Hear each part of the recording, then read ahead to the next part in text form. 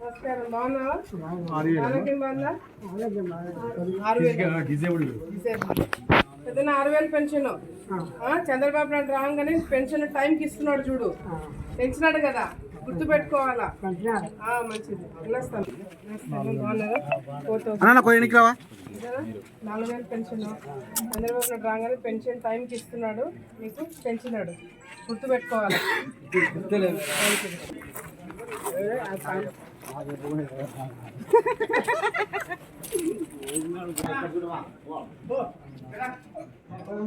Okay madam. Okay madam. 4,000 pension రోజు ముందే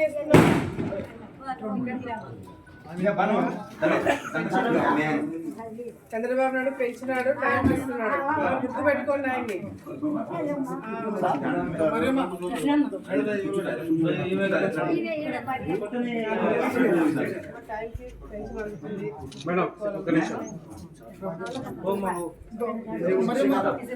ఇంకా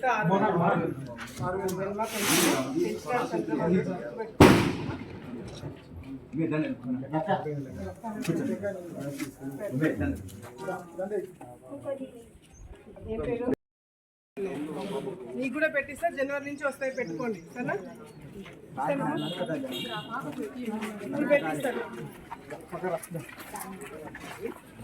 దేశంలోనే నాకు తెలిసి పెన్షన్లు అనేది ఎంత ముఖ్యమో, సామాన్య ప్రజలు పెన్షన్ పైన ఆధారపడే వాళ్ళు ఎక్కడా కూడా ఇబ్బంది పడకూడదని చెప్పి 30 రూపాయల పెన్షన్ నుంచి ఈరోజు 4,000 రూపాయలు పెన్షన్ పెంచి ఈరోజు పేద ప్రజలని ఆదుకోవడానికి ముందొచ్చిన వ్యక్తి.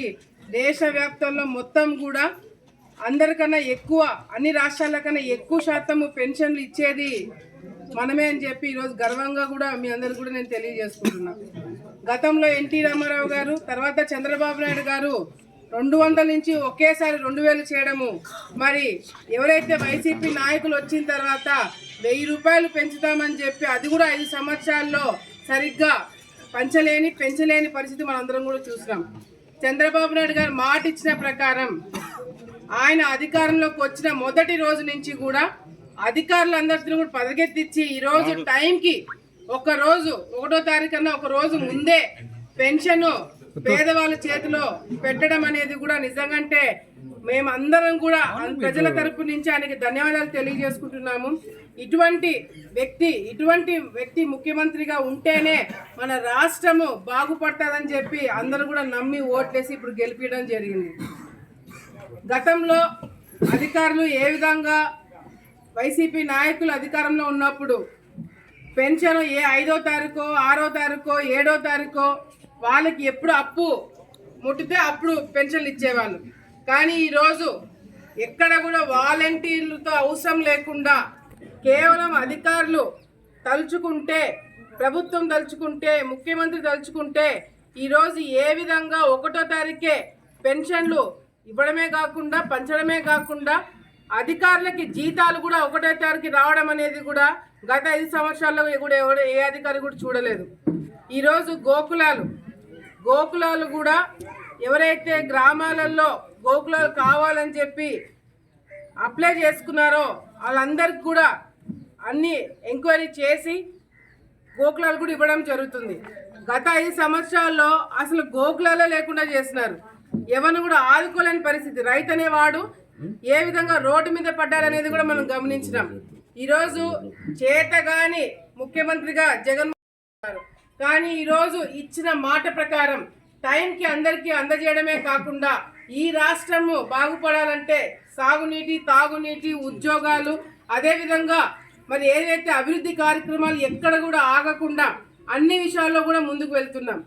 ఈరోజు మీ అందరికీ ప్రజలందరూ కూడా మాటిస్తున్నాం.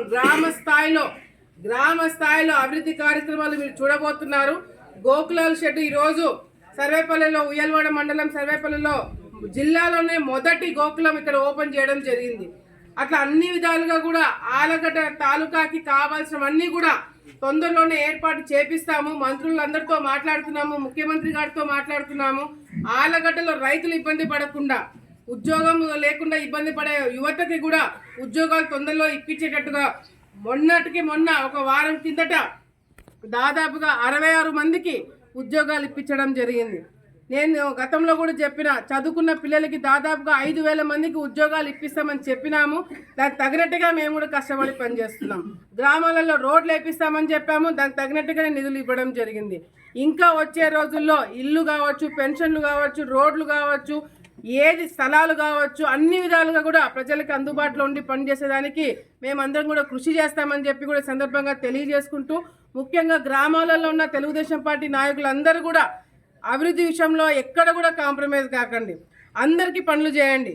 వాళ్ళు మనవాళ్ళు కాదు, వీళ్ళు మనవాళ్ళు అని తేడా లేకుండా ప్రతి ఒక్కరికి ఓటు వేసిన వాడికి వేయని వాడికి అందరికి కూడా పనులు చేసి గ్రామాలలో ఆలగడ్డ తాలూకా మొత్తంలో కూడా తెలుగుదేశం పార్టీ కార్యకర్తలని నాయకులను చూసి శభాషను అనుకునేలాగా మనం అందరం కూడా పనిచేయాలని చెప్పి కూడా ఈ సందర్భంగా తెలుగుదేశం పార్టీ నాయకులకు అందరూ కూడా పిలుపునిస్తూ మరొకసారి గ్రామంకి వచ్చి గోకులం షెడ్ ఓపెన్ చేయడమే కాకుండా మరి సీసీ రోడ్లు అన్నీ కూడా తొందరలోనే రాబోతున్నాయి.